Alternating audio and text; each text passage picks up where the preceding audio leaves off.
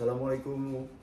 Assalamualaikum warahmatullahi wabarakatuh. Waalaikumsalam warahmatullahi wabarakatuh. Alhamdulillahirabbil alamin wassalatu wassalamu ala asrofil anbiya'i wal mursalin wa ala alihi washabbi ajmain.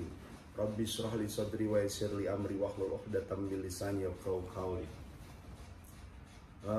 Bu, pagi ini kita selesai sholat. Sebelumnya kita tentunya mengucapkan puji dan syukur hanya kepada Allah kita panjatkan, penguasa langit dan bumi beserta segala isinya dan di antara keduanya. Salawat dan salam tercurah kepada junjungan kita Nabi besar Muhammad Sallallahu Alaihi Wasallam beserta keluarga, sahabat serta pengikutnya yang istiqomah sampai dengan yaumil akhir nanti. Bu, kita baru selesai sholat dari masjid. Ini kita ngobrol-ngobrol dengan pemirsa sekalian tentang kegiatan dan aktivitas kita pagi hari. Kalau bangunkan anak-anak setelah kita sholat tahajud, kemudian persiapan untuk melaksanakan sholat subuh di masjid, karena anak kita laki-laki semua kan. Menurut saya selaku ayah, tentunya anak laki-laki itu harus ke masjid sholatnya.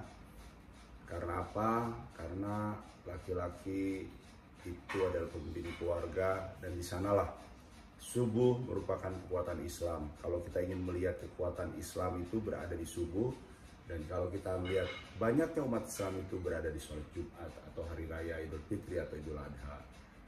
Karena disampaikan juga oleh Rasulullah SAW bahwa subuh itu, kalau kita bangun subuh, sholat fajar 2 rakaat, sama dengan kita memiliki dunia dan isinya. Sementara kalau kita lanjutkan sampai dengan sholat Isra, itu berarti seperti dengan pahala haji dan umroh. Lengkap. Jadi sehari-hari lengkap. Kita berharap karena hidup ini semata-mata dalam mendapatkan ridho dari Allah Subhanahu wa Ta'ala. Kan ibu tahu kan kalau subuh merupakan cukup sulit. Bom, sebentar, kucing saya. Bom. Sini, Bom. Kita punya kucing, namanya Bom, Scottish Fold. Biasa kadang-kadang ganggu, itu kameranya jatuh kadang-kadang. Jadi menurut saya tadi sudah saya sampaikan alasan untuk membangunkan. Menurut ibu gimana tuh? Kalau misalnya saya bangunin Hakim, Abi, kalau Ihsan, kalau Abi yang udah nikah tentunya ketok pintu aja, tok karena dia sudah punya tanggung jawab sendiri. Tanggung jawab kita kemarin sudah selesai sampai mengawinkan dia, memilihkan dengan wanita yang kita anggap bisa menjadi pendamping dia sampai akhir nanti, sukses dunia dan akhirat. Sudah selesai tanggung jawab kita. Nah, sementara untuk Hakim dan Ihsan kadang-kadang memang saya agak keras ya, mungkin ya, ketok-ketok pintu itu, karena hanya ketok pintu, tari-tari agak sedikit marah, agak sedikit ngancem untuk sholat subuh. Tapi alhamdulillah selama ini kan mereka pasti ikut ke masjid, meskipun agak di mobil masih ngantuk, sampai di masjid baru wudhu. Gimana tuh menurut ibu tuh masalah bangun sholat subuhnya? Kalau menurut saya setuju ya dengan pendapat ayah. Memang anak laki-laki itu memang harus, karena dia sebagai pemimpin ya, makanya dia memang harus dibiasakan untuk dimulai dari awal sholat subuh di masjid. Itu penting sekali. Nah, kemudian untuk Adi, walaupun dia sudah menikah ya, kita memang sudah selesai tanggung jawab kita sebetulnya ya, tapi sampai kapanpun dia tetap anak kita ya kan. Walaupun dia sudah menikah, dia tetap anak kita. Jadi kita tetap punya kewajiban untuk mengingatkan terus gitu ya. Walaupun kita sudah selesai tanggung jawab kita sampai menikahkan dia, tapi kalau menurut saya kita masih tetap punya kewajiban untuk mengingatkan, mengajak ya. Bahkan kalau dia agak lupa, mungkin kita juga harus agak lebih keras juga mengingatkannya gitu. Karena karena ini kan penting ya, sangat penting. Ini bekal kita, bekal dia juga, bekal anak-anak, bahkan bekal semua umat Islam untuk menuju ke akhirat nanti gitu. Jadi tidak hanya cukup sampai kita selesai menikahkan saja, ya sampai selamanya. Ya, selamanya itu penting. Ya. Saya makasih juga udah diingatkan, karena dalam hadis Rasulullah, iza matat ibnu adam in qata amalu illa min salasin. Jika seorang anak Adam itu meninggal, maka ada 3 perkara yang akan terus membawa pahalanya meskipun dia sudah meninggal. Yang pertama adalah sedekah, kemudian au ilmun yuntafa'u bi, ilmu yang diamalkan, iman bermanfaat yang diamalkan, dan awaladun sholih yad'ula, anak yang soleh yang mendoakan kedua orang tuanya. Mungkin waktu Abi masih kecil, pemahaman kita tentang Islam belum seperti sekarang, belum seperti adanya kita ke ini kan, nah berarti kita terus ya ingatkan ya, ingatkan terus ya, supaya dia tetap ingat dan menjadi contoh untuk keluarganya nanti pada saat dia punya anak, bagaimana dia membawa anak-anaknya itu untuk sholat 5 waktu berada di masjid ya. Nah kemudian kalau misalnya saya bangun Hakim Ihsan itu gimana tuh, agak relatif kamu kan bisa Ihsan sayang, Ihsan ganteng, Hakim ayo anak soleh, kalau saya, woi bangun. Nah itu gimana tuh kalau subuh tuh asik juga, tapi kalau nggak gitu kan dia susah dibangunin dengar suara saya aja dia pasti bangun. Harus ada perbedaan antara seorang ibu dengan seorang ayah, ya kan? Harus ada perbedaan. Kalau ibu mungkin lebih pelan misalnya gitu, kalau ayah mungkin harus lebih tegas lagi. Bukan berarti ibu nggak bisa tegas, bisa juga, tapi kan tentu kan seorang ibu kan ada sedikit perbedaan lah dari seorang ayah ya. Jadi ibu tempat mengadunya ya, ada tempat bersandar ya. Nah mungkin kalau begini, selama ini kan kita kan kalau membangunkan Hakim dan Ihsan kan kita seolah-olah seperti kelihatan terburu-buru ya, karena ayo cepat udah adzan nanti keburu qomat, nanti kita nggak bisa sholat, nggak dapat sholat sunat fajar di masjid misalnya gitu kan. Mungkin nanti kita lebih awal lagi aja, lebih awal waktu membangunkannya. Jadi jangan mepet menjelang azan, atau jangan setelah berkumandangnya azan baru kita membangunkan. Kita lebih awal lagi membangunkannya, sehingga mungkin kita juga nggak terlalu terburu-buru membangunkannya, ya kan? Jadi kita nggak perlu ketakutan kita akan terlambat seperti itu. Jadi kita masih punya cukup waktu lah untuk membangunkan 10 menit sebelum azan ya. Gitu. Jadi dia juga nggak merasa dikejar-kejar oleh kita. Tapi emang perlu juga gitu mungkin ya untuk sholat tahrim di masjid itu dihidupkan kembali ya. Jadi mengingatkan kepada seluruh muslimah yang ada di komplek KPD Cijantung 2 ini supaya mereka bersiap-siap sebenarnya. Karena kalau misalnya nanti nggak ada peringatan itu kan kita kan agak namanya manusia punya sifat yang lupa, tiba-tiba menyampaikan diri ya. Suara itunya juga suara pengeras suaranya juga mungkin agak harus lebih diperbaiki lagi ya, sound systemnya ya, jelas kedengarannya. Itu malah yang langsung menyentuh kepada seluruh umat muslimah ya yang ada di sini. Oke, kemudian kalau misalnya selama ini sih anak-anak menurut saya sudah ini ya, cepat lah, tanggap lah. Ya, udah cukup bagus lah kesadarannya. Kalau dia belum sadar pasti dia juga akan lebih susah lagi dari sekarang. Cuma kita harus ini aja, waktu membangunkannya harus lebih awal lagi, sehingga kita juga tidak merasa terburu-buru, kita juga nggak takut terlambat gitu. Karena memang sedih sekali ya kalau kita misalnya muslim atau muslimah udah punya anak terus meninggal, kalau anak-anak kita tidak kita ajarkan kayak gitu, terus yang mendoakan kita siapa? Berarti putus satu amalan pahala yang akan berlangsung terus ya kalau anak-anak kita tuh nggak soleh kan, nggak soleha, sehingga kita nggak ada kiriman doa lagi dari anak-anak itu. Jadi itu perlu kita siapkan ya. Rasanya kan kita juga kayak merasa ada yang kurang ya kalau sampai di masjid tuh ternyata sudah qomat gitu ya. Oh kita ketinggalan nih sholat fajar yang 2 rakaat, padahal itu kan luar biasa ya, kita sholat dunia fajar dan sisinya. Nah, Allah memberikan dunia dan sisinya. Nah kita bisa memiliki dunia beserta isinya. Malah ada, ayah tahu nggak, suka dapat share dari itu nggak yang di WA bahwa siapa sih, ada 11 orang terkaya di Indonesia, nomor 1 siapa, kekayaannya berapa, dia pemilik apa, nomor 2 siapa, Kecil itu ya. bukan dari nomor 1, dari nomor 11 siapa namanya, kekayaannya berapa, kemudian dia memiliki apa, sampai dengan nomor 2 siapa.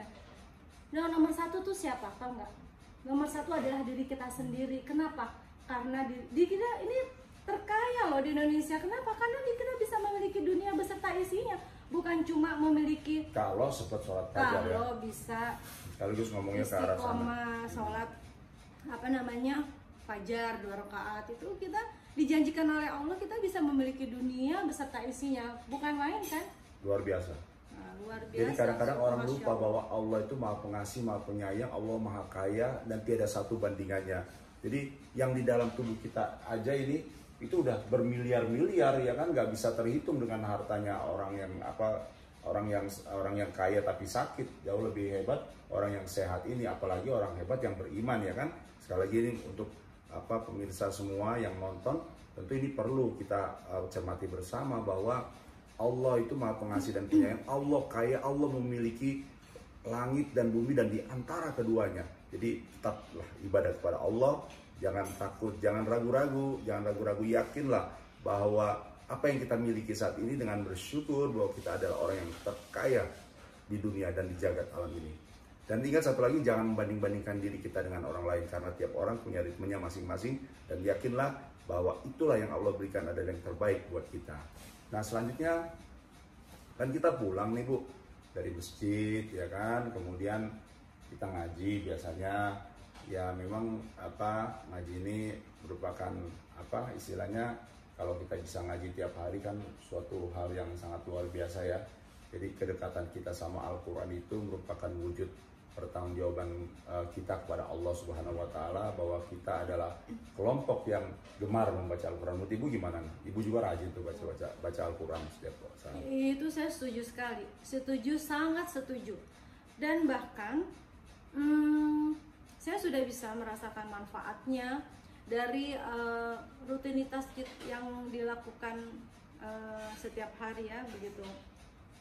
Bangun tengah malam, kemudian bisa sholat subuh, sholat fajar, kemudian sholat subuh berjamaah, kemudian lanjutkan dengan zikir pagi, kemudian membaca Al-Quran ya. Kalau itu kita bisa rutin melaksanakannya, saya tuh merasakan adanya ketenangan dalam hati saya. Gak ada keraguan ya, yakin ya bahwa Allah tuh penolong kita, iya, kecil lah semua masalah-masalah yakin banget ini. Saya tuh di hati saya tuh rasanya tuh tenang gitu. Jadi saya seolah-olah seperti udah nggak ada lagi yang ngejar-ngejar saya gitu. Saya rasanya bisa lebih mengeksploitasi gitu diri, iya, melakukan. Setelah itu kegiatan yang saya lakukan selanjutnya itu rasanya gampang gitu loh. Saya merasa ada kekuatan lain yang membantu iya, ya, dan merasa mendapat kemudahan gitu loh. Kayaknya kalau orang lain merasa itu sulit, bagi saya itu kok rasanya mudah gitu loh. Bagi orang lain yang terasa kurang, bagi saya kok cukup aja gitu. Jadi mungkin itu ya hikmah dibalik bertambah yakin jadinya. Iya, yakin sekali, yakin. Dan saya merasa rugi kalau saya tinggalkan. Jadi benar dong ya kalau banyak para ustadz, kiai, habaib yang menyampaikan bahwa kita nggak usah ngurus diri kita ngurus hubungan kita dengan Allah, dan Allah yang ngatur semua. Iya betul, ya? Betul sekali. Jadi nggak perlu ngurus diri kita mau cari harta yang gimana nggak penting ya. Itu kita hubungan kita dengan Allah itu kita perbaiki. Insya Allah. Ini ada bentar kucing saya. Bom. Siapa dulu? Halo Bom. Ini Scottish Fold nih Bom. Bom jangan ganggu ya, jangan sampai jatuh. Sini. Jangan jatuh ya videonya ya, sini. Oke. Jadi jangan kita ngurus dunia aja, kita ngurus hubungan kita dengan Allah, dan insya Allah Allah akan bantu kita gitu. Benar? Udah dirasakan? Betul, rasakan banget. Bahkan kita nggak perlu meminta apa yang akan kita inginkan, tapi Allah sudah tahu apa yang kita butuhkan. Oh, gitu. Sehingga uh, kita nggak usah menyebut, tapi kok tahu-tahu kok kita lancar-lancar aja gitu, kok kita mulus-mulus aja gitu. Iya. Jadi itu saya rasakan. Itu masih banyak orang yang ragu pada hal tersebut tuh. Yakin gak sih? Jadi dia mengejar dunia itu seakan-akan mengejar sesuatu yang dia bisa dapatkan. Padahal selama ini pengalaman ibu kita semua, kita nggak pernah ngejar-ngejar itu banget ya, biasa-biasa aja ya, biasa-biasa aja, semuanya Allah yang menyediakan, dan apapun yang Allah berikan kita tetap bersyukur, berprasangka baik kepada Allah. Apapun yang Allah berikan, suka duka apapun yang Allah berikan, kita tetap berprasangka baik kepada Allah, bahwa itu adalah yang terbaik yang Allah berikan kepada kita pada saat itu, pada saat ini.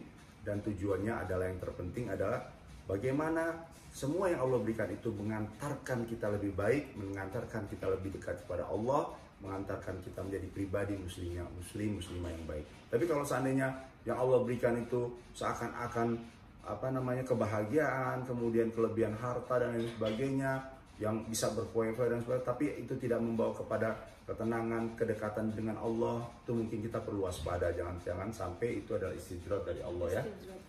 Nah, kemudian yang terakhir nih Bu, kan kita habis ngaji, kita nonton, pilihannya sih Ibu, kenapa sih Islam itu indah terus tuh? Ustadz Maulana, jamaah, apa karena saya orang Makassar, suami orang Makassar, maunya sama-sama orang Makassar, atau ada ini lain, ada karena banyak ustadz gitu ya?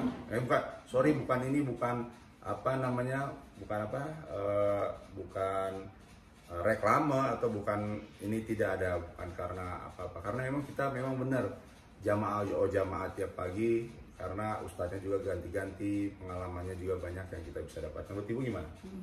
Iya, sebetulnya sih nggak harus Islam itu indah juga, apa aja ya? Apa aja boleh, asal kebetulan kalau saya melihat topiknya aja, kalau topiknya lagi gitu.